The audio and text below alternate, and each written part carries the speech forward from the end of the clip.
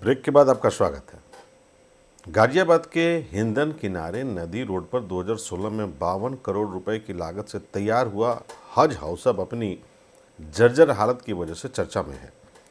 कभी हज यात्रियों के ठहरने के लिए बने इस भवन में अब शादी ब्याह के टेंट लगते नजर आ रहे हैं। भवन की देखरेख और खर्चों का पूरा करने के लिए हज कमेटी ने इसे वैवाहिक और निजी कार्यक्रमों के लिए खोल दिया है। मात्र 25,000 रुपये जमा कर कोई भी परिवार यहाँ विवाह आयोजन कर सकता है। इसके लिए अंदर हॉल के साथ साथ बाहर टेंट की भी व्यवस्था की जा रही है। हालांकि कार्यक्रम के बाद साफ सफाई की जिम्मेदारी आयोजक की होगी।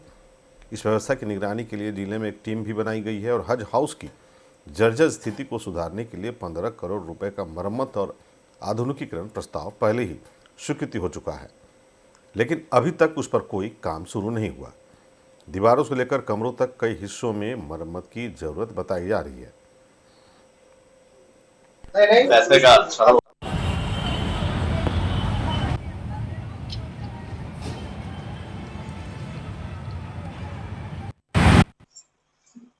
हज हाउस को लेकर एक प्रस्ताव प्रशासन को भेजा जा रहा है, जिसमें यहाँ अब शादी और निकाह और निजी कार्यक्रम आयोजित कराए जाएंगे और उसी पैसे से इसकी रखरखाव और कर्मचारियों की सैलरी का जो खर्चा है वो निकाला जाए। क्या कुछ प्रस्ताव है और किस तरीके से अभी ये तो चल ही रहा है। अभी 25,000 रुपए में इसको हज हाउस को दिया जाता है, पर वो बहुत कम धनराशि है और चूंकि वो इस समय काफी हालत खराब है उसकी, तो उसका निरीक्षण मेरे द्वारा किया गया था और अब इसमें ये देखा गया है कि अगर उसका मेंटेनेंस अच्छे से हो जाए तो उसका एक जैसे मानसरोवर यहाँ पे बना है भवन, तो मानसरोवर यात्रियों के लिए बना है और मानसरोवर यात्रा के समय यात्रियों के प्रयोग में आता है।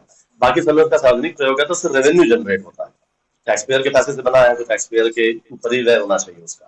तो इस प्रकार का प्रपोजल भेजने के लिए मतलब अभी मैंने विचार बनाया है और इसका मतलब इसी तरीके से प्रयोग किया जाएगा कि